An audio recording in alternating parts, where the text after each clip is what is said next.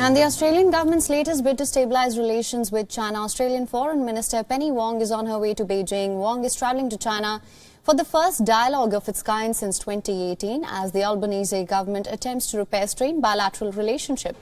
Before embarking on the trip, the Australian Foreign Minister said she would raise concerns of trade tariffs when she meets her Chinese counterpart Wang Yi. Wednesday's meeting will mark the 50th anniversary of the establishment of diplomatic relationship between Canberra and Beijing. The dialogue also builds on Australian Prime Minister Albanese's recent meeting with Chinese President Xi Jinping in Bali. Wong's trip to Beijing is expected to produce an agreement to restore a series of regular bilateral policy dialogues. She has, however, tried to temper the expectations, saying that many of the hard issues will take time to resolve. But as per the experts here, expecting the meeting to lead to a possible recalibration of the relationship in near future. Experts say so far the new government in Australia under Prime Minister Albanese has been right to approach China and the rest of the region with a focus on shared interests rather than shared values. In previous high-level meetings of recent past, Albanese government has displayed deft diplomacy that some say the previous government sorely lacked. The previous governments in Australia have some achievements, reorienting the China relationship to a more realistic footing, banning Huawei and other high-risk vendors from next-generation network, enacting landmark foreign interference laws, and the AUKUS submarine deal. But experts say diplomacy wasn't always strong enough to support their strategic intentions. In contrast, they say that the way the current Foreign Minister Wong has approached the region has been a breath of fresh air, in fact. In all of her speeches in the Pacific and Southeast Asia, Wong has been careful to talk about shared interests, much more than shared values, as per the experts. On the other hand, Wong is meeting audiences and also trying to build alignment based on these. Wong has always regarded herself as a foreign policy realist. When she is talking to an American audience, there is much more talk of shared democratic values, but in her speech in Singapore in July this year, shared interests won the day, although none of this has so far led to a substantial achievement for Australia. But experts believe Australia's Indo-Pacific policies are on the right track.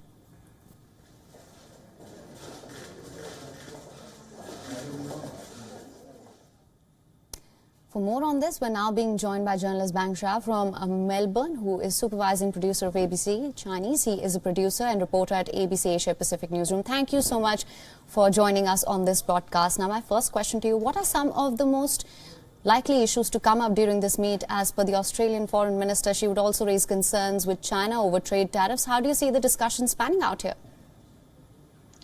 Yes, trade tariffs is definitely one of the most significant topics between Australian Foreign Minister Penny Wong and her counterparts Wang Yi in Beijing for the meeting tomorrow. And apart from that, we will expect they are going to have a dialogue about the treatment of Australian citizens currently detained in China, whose name are Chen Lei and Yang Hongjun. Human rights issues and the situation between China and Taiwan is expected to be part of the dialogue as well. But given that the last foreign and strategic dialogue between two foreign ministers of two countries happened only in 2018. So after almost 4 years, the beginning of a new dialogue between those two foreign ministers is more expected to see the Chinese foreign minister to who is considered as the mouthpiece of China's President Xi Jinping to give us a more brief idea about what is the future of Australia-China relations. Absolutely. In fact, I was coming to that. This meeting will mark the 50th anniversary of the establishment of diplomatic relations between Canberra and Beijing as well. So do you think this meet will help come up with a clear plan to restore dialogue and pave the path for maybe further cooperation here? Given that there had been some significant development between Canberra and Beijing's relations since the Labour government won the last federal election in Australia early this year, it's more likely we'll see more positive changes, or in other words, it's more stabilized relations between Canberra and Beijing in the future. But for a clear plan, it is still unlikely to happen because, as I just mentioned, China's foreign minister is more considered as the mouthpiece for the president Xi Jinping. Right. And what is the plan behind the Chinese side's move? And we are more curious and interested to see how it will develop in the next 24 hours. Right, absolutely. Also, if you were just to assess, how do you in fact assess Australia's approach when it comes to dealing with an increasingly assertive China? Australia dealing with China should be balanced. There are trade tensions between Canberra and Beijing. Australian business are expecting Canberra could do something to fix up, the cracks between two countries' trade tensions.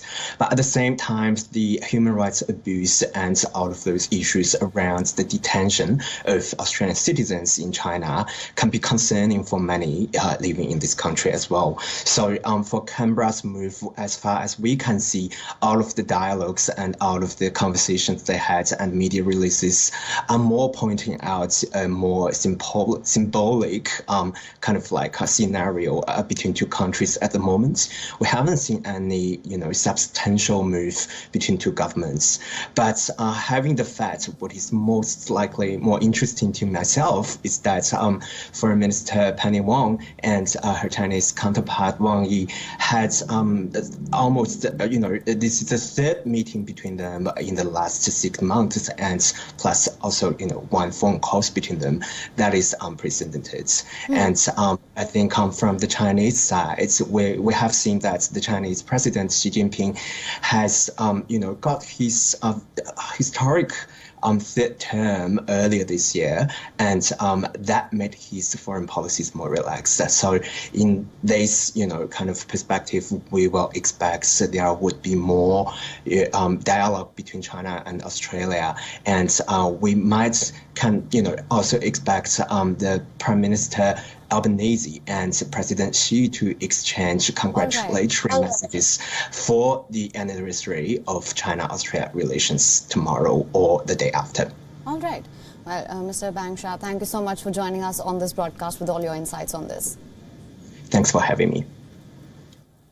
We're also now being joined by Professor Beozi Wei from Wellington. He is the Director of New Zealand Contemporary China Research Centre. Thank you so much for joining us on this broadcast. Now, my first question to you, what would you say are some of the key things on the agenda from both sides going into this meet? Australia has also urged release of citizens held in China. What do you make of that? I think the first, this is going to be a first visit by Australian Foreign Minister to China.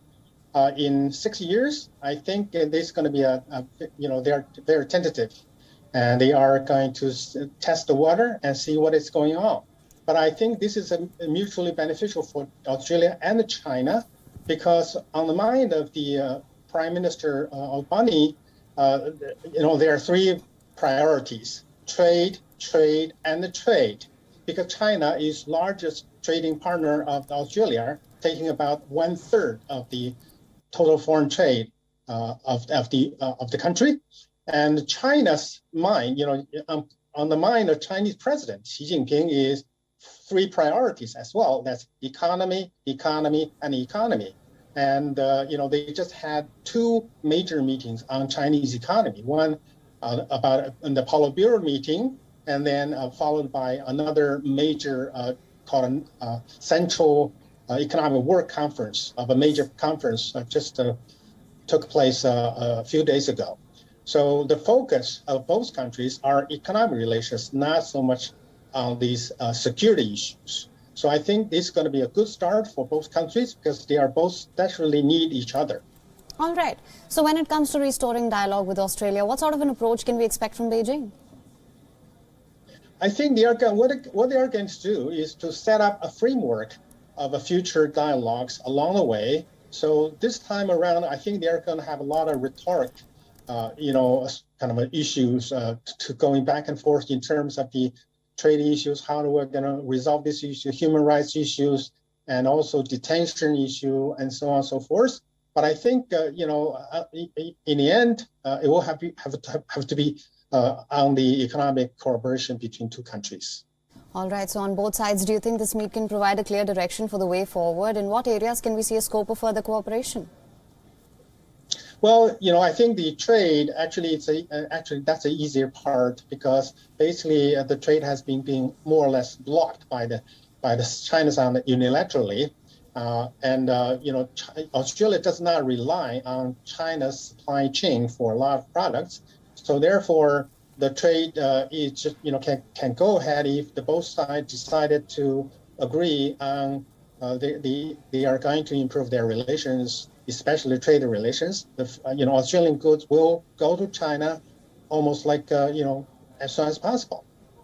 All right. Professor Ziwei, thank you so much for joining us on this broadcast with your insights on this. Thank you. WION is now available in your country. Download the app now. Get all the news on the move.